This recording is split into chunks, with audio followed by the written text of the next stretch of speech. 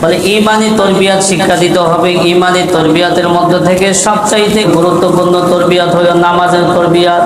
নামাজের তরবিয়ত, নামাজ শিক্ষা দিতে হবে।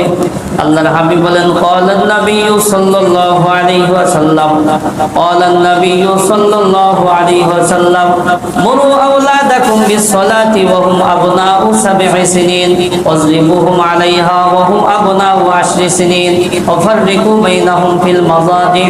সরকারে দো আলম বলেন যখন সন্তানের বয়স 7 বছর হবে তখন সন্তানকে নামাজের জন্য নির্দেশ দাও।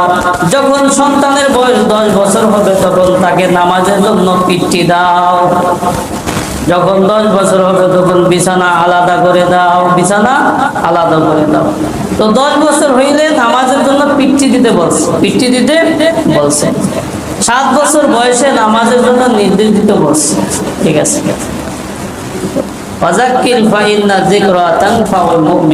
যখন এই বয়স হবে তখন ভালো ভালো উপদেশ তাদেরকে দিতে হবে, নামাজের কথা বলতে হবে।